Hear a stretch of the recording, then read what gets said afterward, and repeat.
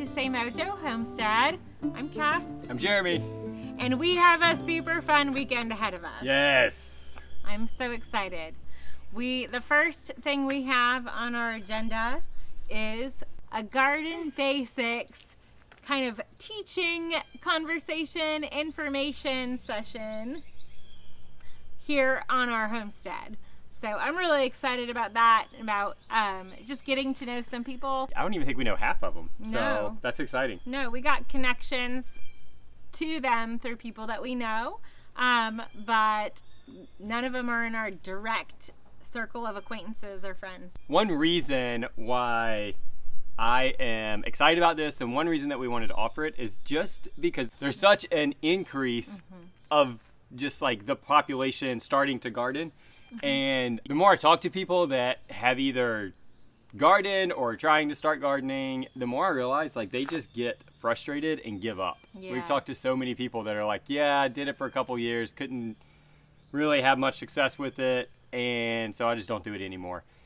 And that, I don't want to say it breaks my heart, but it, I guess it strikes a nerve, just like a, oh. That's so sad. Yes, a sympathetic nerve. And so that's one reason why we wanted to do this, is just to encourage people, to equip them, because I feel like now more than ever, like this is not the time to give up on gardening, not to create that, fear, but just to say like, just do something. We stress that all the time. If nothing else, just to take some of the pressure off of the industry. Right.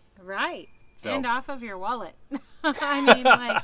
Speaking of gardening, hey, we got to go get ready for the class, but then we are going to be working in the garden again. And if you have not already subscribed, be sure to subscribe. That is the easiest way to help us out. Also that you comment. We love having conversation with you guys. If any of you have questions about anything, we love interacting with you and answering your questions. Share our videos with anyone that you know that might be interested in gardening or homesteading or just seeing what people are doing on their property. And as always, hit that like button.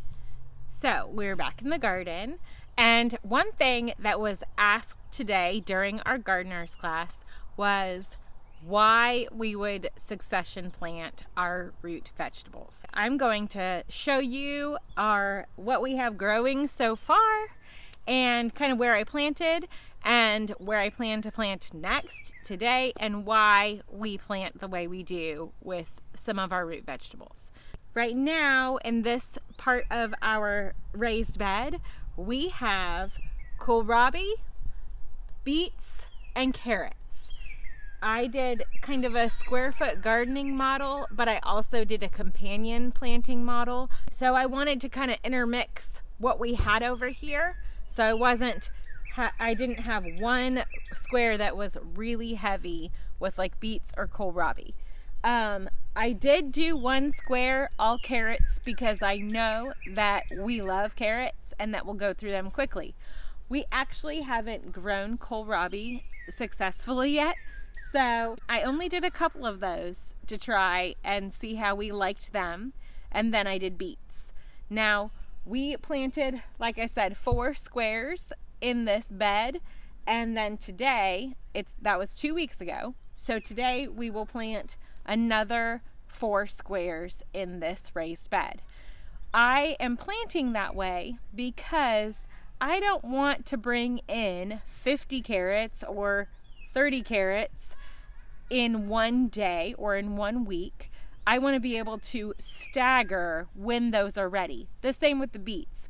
If you are a small backyard farmer, you aren't going to want to have 10 to 20 beets coming in at the same time, but you want to enjoy them all summer long without losing them or them going soft. I found it's best to have fewer plants ready on a regular basis than having like one big harvest of carrots or beets. Now, radishes are something we kind of have going all the time. We use them in salads, we roast them. There are lots of great ways to eat radishes. So those, I probably will dedicate a lot of space to radishes. So that's what we do for succession planting for our root vegetables. That's obviously not things like potatoes and stuff like that.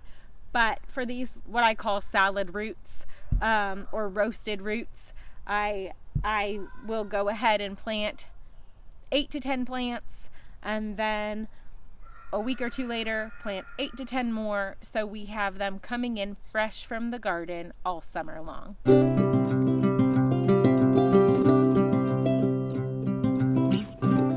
One thing that we do not succession plant is lettuce, and we are planting lettuce right now. The reason we do not, or you don't have to succession plant with lettuce, is because all lettuces are called cut and come again. Now, even heading lettuce, you can cut it and it will continue to grow, but most people will let it head up, so they're not cutting it. So the packs that we are planting are just like a salad mix of a lot of different lettuces. And so the ones that come in those packs typically are not going to do anything as far as heading up. And so they're just gonna be sort of your leafy lettuces. And so all of those are definitely ones that you can continue to cut from, and they will continue to produce for you. The other thing to know about lettuces is they are a super easy direct sow seed.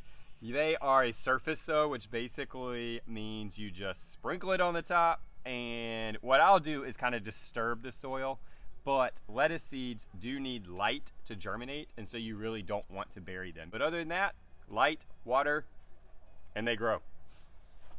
So now we are going to go ahead and plant our peppers that we started from seed. We didn't have time last week to get those in the ground, so we're going to go ahead and do it this weekend. I do want to let you know we encountered a little issue with our rabbit manure. We had some hay that we fed our rabbits that we did not realize had some herbicide residue in it. Passed through the rabbits and went into the manure. We were using that to fertilize our plants, and we started to see the effects of it on our plants. Unfortunately, it is what we relied on last year and what we were counting on for fertilizer this year. So we are going to have to clean out all of that manure under the rabbit cages and use fresh manure from new hay. The way we are laying out our peppers is we're putting sweet peppers in the front and then the hot peppers in the back. We do this because our kids like to come in and be able to pick the peppers and eat them, and so we know that we can tell them where they can eat, which rows they can eat from, and which rows to avoid. Because we don't have the rabbit manure, we went ahead and just got some plant food from the store. It's organic, and it's just what we're using for now, like I said, until we can get the rabbit manure back on track. So I just put a little bit in my hole, and then I'm just gonna go ahead and plant directly in there. Now, if I were planting seeds, I wouldn't want fertilizer on top where my seed is. So I would dig a deeper hole and put the fertilizer actually down in that hole, and then put more regular soil on top, and then plant my seed. These are already started. They have their first true leaves, so we can go ahead and put the fertilizer right in with them.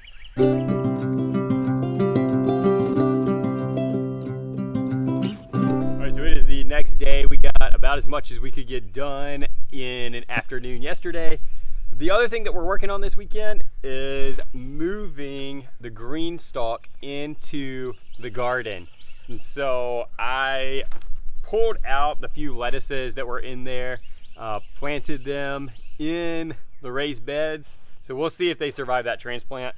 There's also Swiss chard that was in just one little section. It's looking a little wilty. I think it's just trying to adjust to being uprooted and the heat and everything else. Yesterday, I worked on getting the base that this thing will sit on built. With these things, you definitely want to make sure there's a steady base for them to sit on, and in a place where they can be protected, meaning where dogs or your other animals can't get to it. And if possible, protected from anything like high winds, weather related. I've seen so many posts on Facebook where these things have been toppled over either by pets or high winds. You really want to protect from that if you can, because there's nothing more disappointing than having this tower of food growing only to have it topple over, everything spill out, and ultimately die. So this one is gonna go just on the inside of the gate, and we're planning to get another one that will go on the other side. So basically when you'll walk into the garden, and these will be situated on either side of the gate. The other reason why I'm really excited about moving these things is because we got a stand for them. The stand has wheels on it so that you can rotate it, so everything is getting the even amount of sun if you're rotating it, you know, daily or every other day. We did not have that where it was situated before, and you could definitely tell a difference. You could tell the north side of it versus the south side of it. This will eliminate that. What we're planning on putting in here are our peppers that we overwintered. Now, this year, they came through looking a little rougher than they did last year. So I'm really hoping, fingers crossed, that they will survive and continue to do well this year and provide us with a lot of peppers. We did lose probably about 50% of them that we tried to overwinter just because of various reasons. One main reason is we had a limb that fell out of a tree and broke one of the windows, and we didn't realize it. So it went through several nights where it got really, really cold without us knowing it, and so that's just detrimental to peppers. I think that played a huge role in them not making it through the winter. So we're gonna see how they go, how they do. But I am excited. I'm hoping that they will survive, the ones that did make it through, and we'll have like this tower of peppers. That would be amazing. So that's what I'm really hoping for with these guys. So I'm gonna finish getting the dirt pulled out of here so that I can get them planted. We are gonna reuse the dirt that's in here, but we're gonna add a lot of fertilizer into it as well. Potting soil is good for about 2 months. Whatever nutrients or fertilizer or whatever it may be that comes in that bag is only going to feed your plants for about 2 to 3 months, especially when they're, you know, planted in a highly concentrated area like they are in a Greenstalk. So you're going to need to supplement with some type of food, or each time you plant, completely change the dirt out, which that can get a little bit expensive. All right, guys, we're going to take a quick break from the garden and free mama chicken and the baby. So we have had them in confinement just because the baby's been so young and didn't want it to get picked on or anything. We did a little test run. She did really good. She got really aggressive the second one of the other hens kind of came in the area. So we are gonna let them out in the full run to have access to it and just kind of keep an eye on them through the afternoon and see how they do. So we did have a tree that fell in the woods and took out 2 sections of our fence. So the chickens have been completely free range. Like they could literally walk out of their run. So we did have to get that fixed, got that done yesterday. So now that that's fixed, all the chickens are back to being contained and mama and the baby can be let out without any risk of them escaping. So we're gonna see how this goes.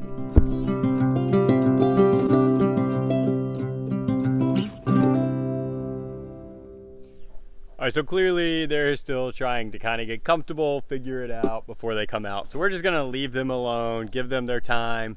And I am sure that by this evening, Mama Hen will bring her little chick out to explore the world for really the first time. All right, so now that I got these cleaned out, I am going to start planting. And I went through and looked at all the varieties that made it through, and I'm actually fairly pleased. We did, like I said, lose about 50%, but we have every single variety that we grew last year. What we're gonna do is we're gonna do the hot peppers up top. Same reason why we're putting the hot peppers at the back of the garden, because the kids like to come through and pick them. So everything that's gonna be more in their reach are gonna be the sweet peppers, and then the hot ones will be up top. Most of these levels I will probably go ahead and plant in every single one. So with Greenstalks, you've got 6 plantable spaces or pockets on each level, and then there's the standard regular stack. There's 5 levels to that.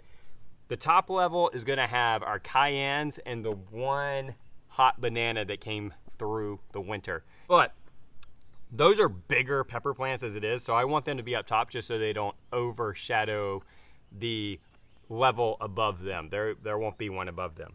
And because they're so big, I'm only gonna put 3 in that top level.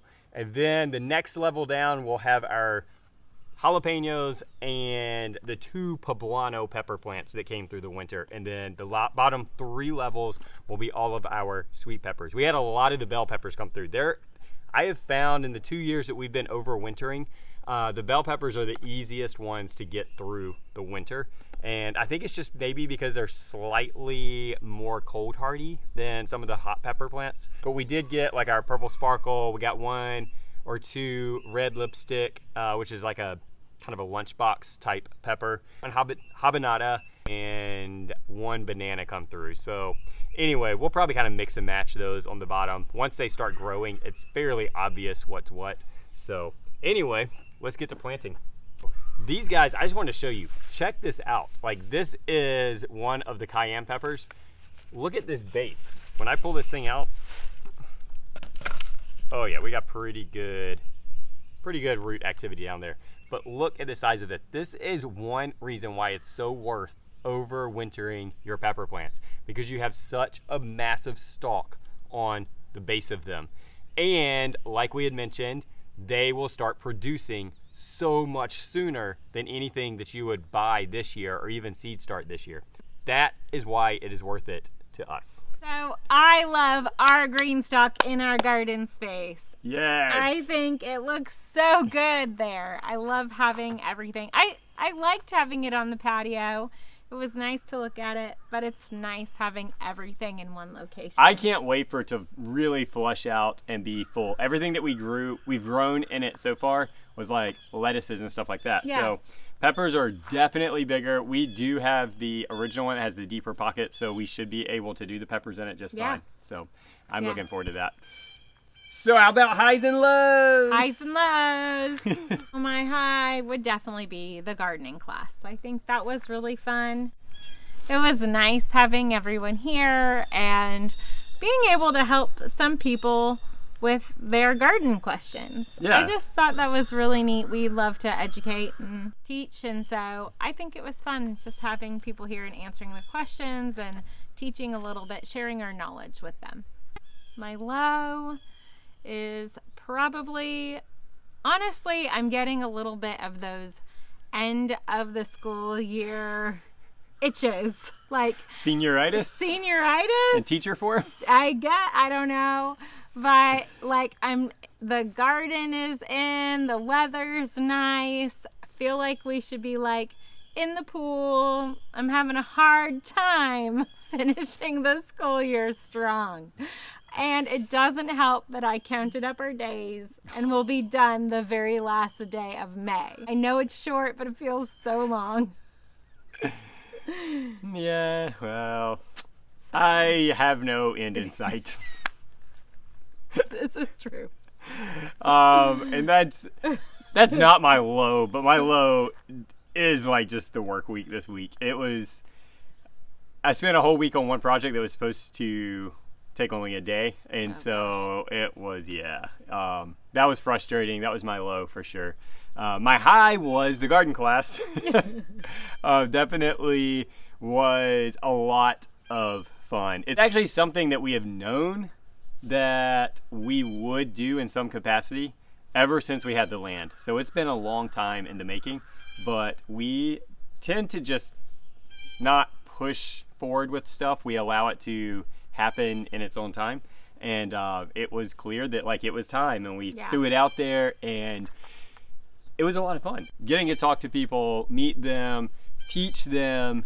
I think everybody went away with at least something that they didn't know coming into it, and so that was encouraging. If you were here and you're watching this, thank you so much. We really do appreciate you coming out, supporting us in that way. My other high was getting the supplies for the table. That was fun. I'm looking forward to doing that. It'll make its way into a video for sure. Yes, yeah, definitely. Probably not really a how-to, but we'll keep you posted on that. Yeah. And the really fun part of that trip when we got the wood for the table was that I got to see my windows for my future greenhouse. Oh, yes. I thought you were going to talk about your other loot. Oh, no. We cannot go to this place without Cass getting something. But thankfully, it was free this time. They Yeah. just kind of threw it in. It's like, hey, here you go. I Here's a gift. found some ceramic crocks, and I have been looking for like real ceramic crocks. I have literally been looking for a good crock for such a long time, and I saw one. It caught my eye. I kind of went looking for them, but Yeah. I found 2 of them, and one is a crock and one is a bean pot, which is like the original slow cooker. So I'm really excited about my free loot that I got today.